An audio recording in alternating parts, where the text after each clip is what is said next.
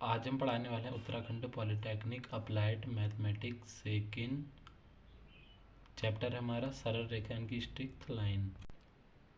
तो ये रहा हमारा पहला क्वेश्चन। अब हम इसको नोटबुक में उतार लेते हैं।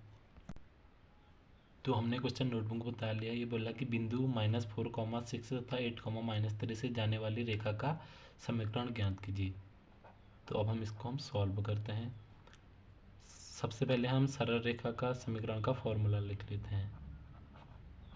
ये फॉर्मूला होता है हमारा y माइनस का y1 is equal to y2 minus y1 upon x2 minus x1 into x minus का x1। तो ये हमारा फॉर्मूला होता है। अब इसको नोट कर लेना।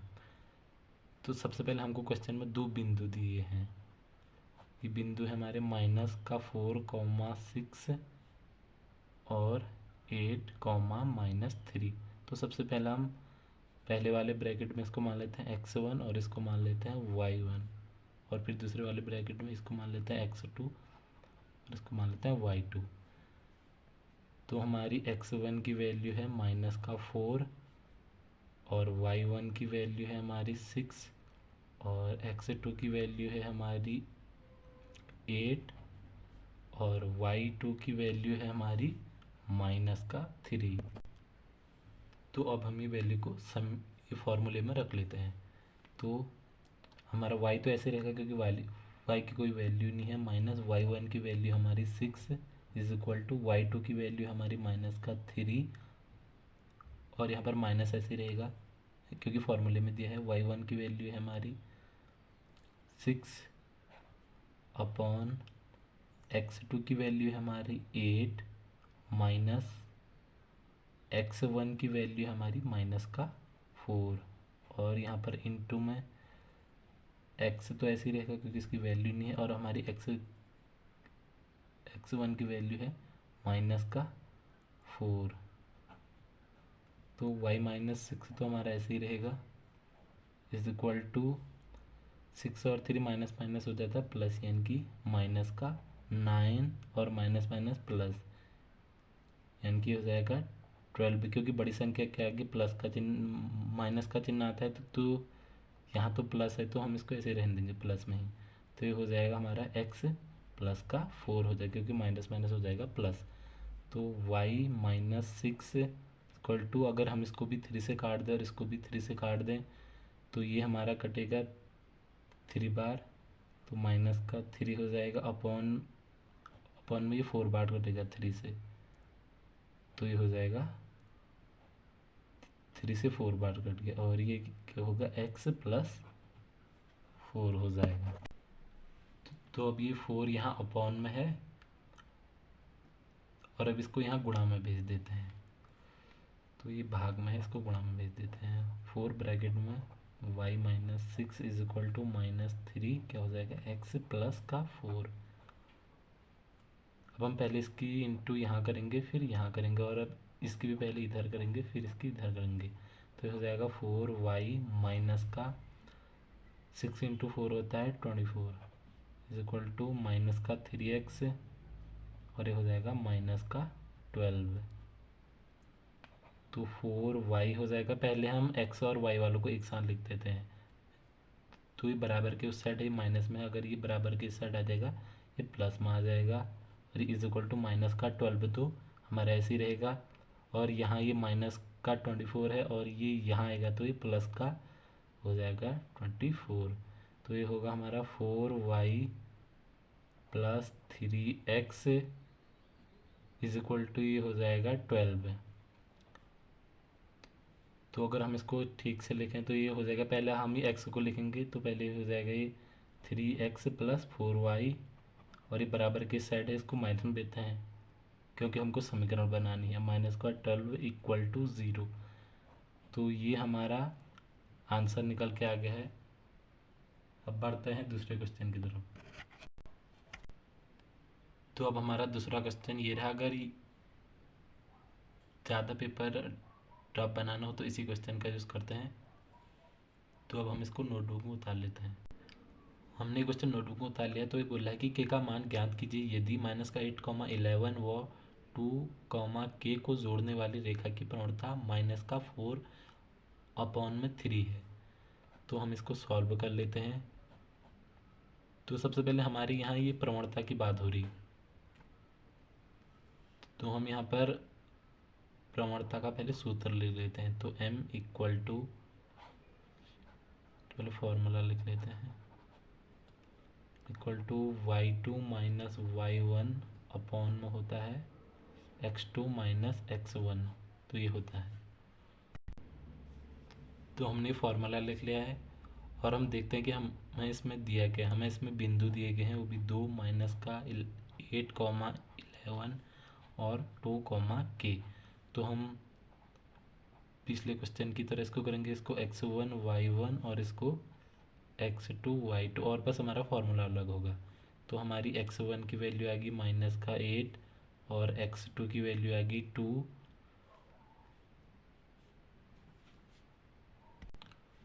और अब हमारी y1 की वैल्यू आएगी 11 और y2 की वैल्यू आएगी k।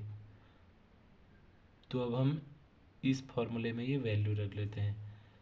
तो यहाँ हमको अभी m दी गई है और हमने k का मान ज्ञात करना है।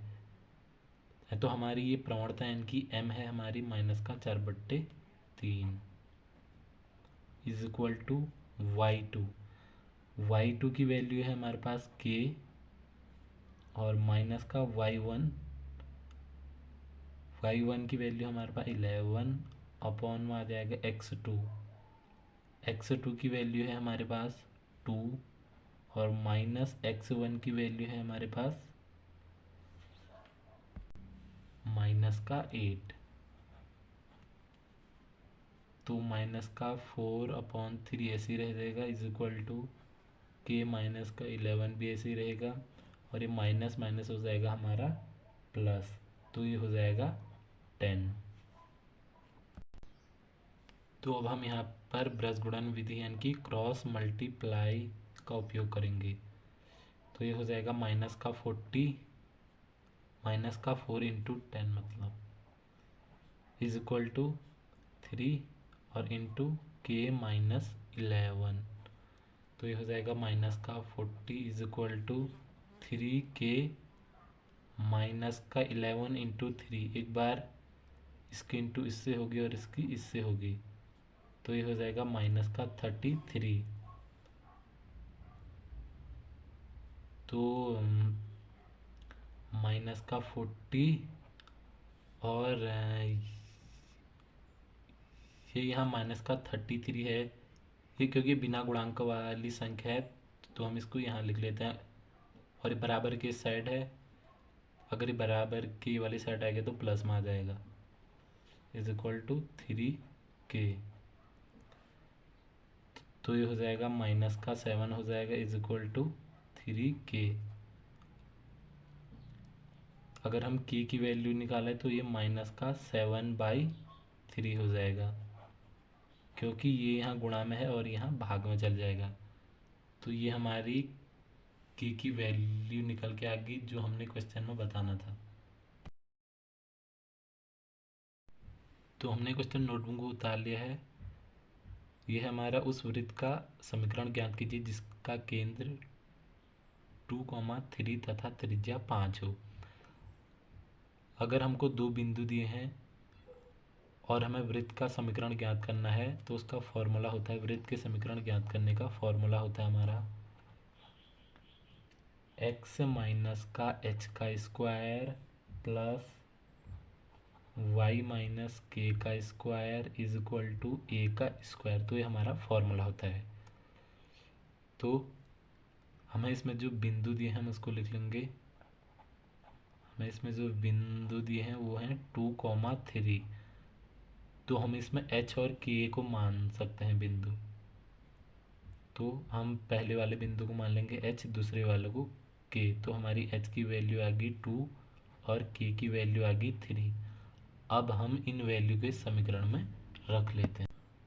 तो x ऐसे रहेगा क्योंकि इसकी वैल्यू कुछ नहीं है और h की वैल्यू है 2 इसका स्क्वायर प्लस y कुछ नहीं, इसको ऐसे रहने देंगे, माइनस का k की वैल्यू है 3 इसका स्क्वायर इज इक्वल टू ए का स्क्वायर, ए का स्क्वायर 5, यानी कि ए का भी स्क्वायर है तो 5 का भी स्क्वायर।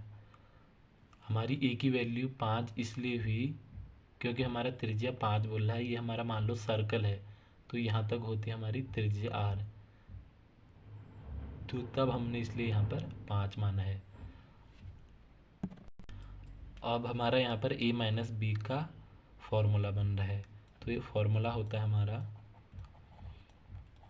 a माइनस बी का होल स्क्वायर वाला फॉर्मूला है। ये होता है a का स्क्वायर प्लस b का स्क्वायर माइनस का 2ab। अब हमको इस फॉर्मूले में ये दिया है और हमने इसको सॉल्व करके ऐसा लिखना है, तो हम इसको मान लेते हैं a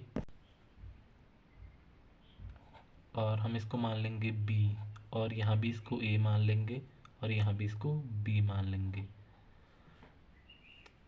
तो हमारे यहाँ पर यह फर्स्ट है a का स्क्वायर, यानी कि हमारे a है हमारा x, तो x का स्क्वायर प्लस b क्या है हमारा माइनस का 2, तो माइनस के 2 का स्क्वायर माइनस 2ab। 2 इंटू ए की वैल्यू है हमारी x और इंटू b की वैल्यू है हमारी माइनस का 2 प्लस, अब हम ऐसे इस वाले ब्रैकेट को भी खोलेंगे तो a का स्क्वायर, a हमारा y प्लस b का स्क्वायर यानी कि माइनस के 3 का स्क्वायर माइनस का 2ab। तो माइनस का 2 इंटू ए की वैल्यू है हमारी y और b की वैल्यू है हमारी माइनस का 3 और इज इक्वल टू हो गया 5 का स्क्वायर होता है 25।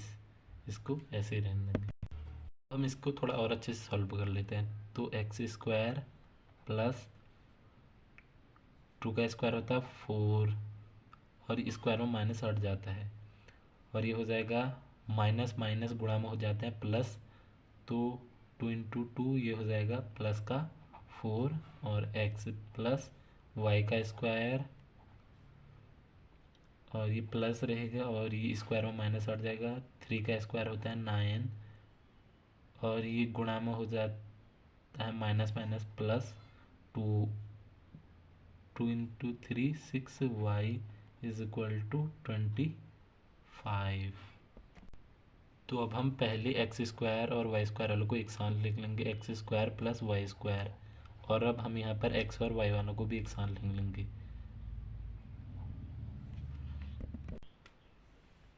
तो अब हम एक्स वालों को भी लिख लेंगे, तो पहले आएगा 4x प्लस 6y आ जाएगा। अब प्लस, अब जो ये बिना गुणांक वाले हैं इनको एक साथ, 9 प्लस 4 आएगा हमारा 13 इज इक्वल टू 25। अब हम लिखेंगे एक्स का स्क्वायर प्लस वाई का square plus 4x plus y. अब यहाँ तक हो गए हमारे गुणांक। अब हमें बिना गुणांक वालों को घटा लेंगे, तो ये बराबर की साइड ऐसे ही रहेगा 25 माइनस, ये बराबर की दूसरी साइड है, इस साइड आएगा तो ये आएगा माइनस में आ जाएगा। तो एक्स का स्क्वायर प्लस वाई का square plus 4x plus 6y is equal to 12। तो हमारा हो जाएगा ये final answer X square plus Y का square plus 4x plus 6y, ये बराबर की इस साइड भेज देंगे क्योंकि हमको समीकरण बनानी है, माइनस का 12 इज इक्वल टू 0। तो ये हमारा आंसर निकाल के आ गया, ये हो गया हमारे वृत्त का समीकरण निकल के आ गया। तो अब हम दूसरा क्वेश्चन स्टार्ट करते हैं। तो अब हमारा दूसरा क्वेश्चन ये रहा, अब हम इसको नोटबुक उतार लेते हैं। तो हमने क्वेश्चन नोटबुक उतार लिया। ये बोला कि वृत्त x square plus y square plus 4x minus 4y minus 1 equal to 0 का केंद्र तथा त्रिज्या ज्ञात कीजिए। तो हम इसको सॉल्व कर लेते हैं। तो सबसे पहले जो इसमें दी गई समीकरण हम इसको लिख लेते हैं, एक्स स्क्वायर प्लस वाई का square plus 4x minus 4y minus का 1 इज इक्वल टू 0। तो अब हम इसकी इसी समीकरण से तुलना कर देंगे हम इसकी। तो ये फॉर्मूला होता है हमारा तुलना करने वाला, एक्स स्क्वायर प्लस वाई का square plus 2gx minus 2fy minus plus c is equal to 0। तो ये हमारा फॉर्मूला होता है, और हम इसी क्वेश्चन को देखकर ही बता सकते हैं कि इसमें कौन सा फॉर्मूला आएगा, क्योंकि ये 2g(x) 2f(y) और प्लस सी इक्वल टू 0। तो इस समीकरण से तुलना करने पर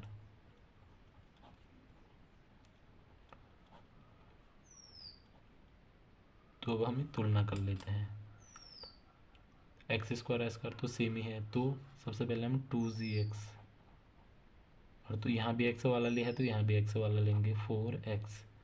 तो x से x कट जाएगा, 2g इक्वल टू होगा 4, z इक्वल टू होगा हमारा 4/2। ये 2 टाइम कट जाएगा तो z की वैल्यू हो जाएगी 2। और अब ऐसे हम कर लेंगे 2f(y) की तुलना, क्योंकि यहाँ y वाला भी है। तो 2f(y) is equal to minus का 4y, तो y से y कट जाएगा। 2f is equal to minus का 4, तो f इक्वल टू माइनस का 4/2, तो ये 2 टाइम्स कट जाएगा, तो ये f इक्वल टू माइनस का 2। और हमारे यहाँ जो c की वैल्यू है वो सीधे आ जाएगी माइनस का 1, तो c की वैल्यू आ गई माइनस का 1। तो अब हम केंद्र और त्रिज्या का फॉर्मूला लिख के मान ज्ञात कर लेते हैं। तो हमारा केंद्र का फॉर्मूला होता है माइनस का z कॉमा माइनस का f। तो हमारी माइनस के z की वैल्यू है हमारी माइनस, तो लगा दिया z की वैल्यू हमारी 2, कॉमा माइनस लिख दिया, और हमारी f की वैल्यू है माइनस का 2। तो हमारा ये हो जाएगा माइनस का 2, कॉमा और माइनस माइनस प्लस 2। तो ये हमारे केंद्र की वैल्यू आ गई। अब हम ऐसे ही त्रिज्या की वैल्यू निकालेंगे। तो अब यहाँ पर त्रिज्या का फॉर्मूला लिख लेंगे हम। त्रिज्या का फॉर्मूला होता है z² प्लस f² माइनस का c और अंडर रूट में। तो ये हमारी त्रिज्या का फॉर्मूला आ गया, और ये केंद्र का फॉर्मूला।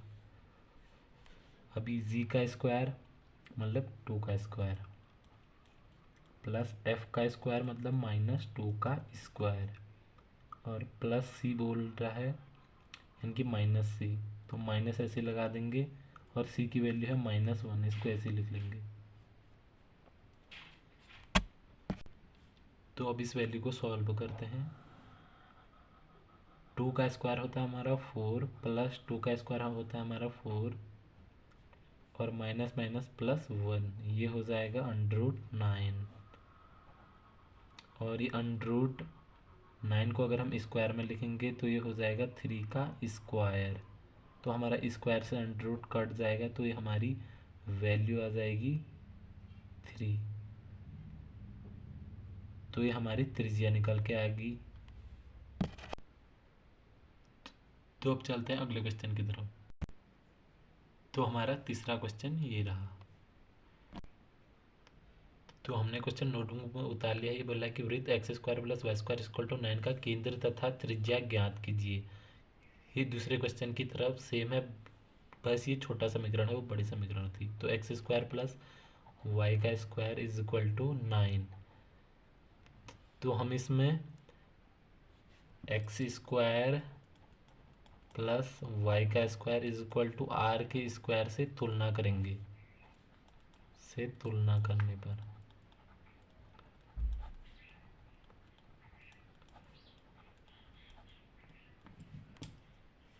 तो ये x² तो ऐसी है, y² तो ऐसी रहे, यानी कि r का स्क्वायर, यानी कि हमको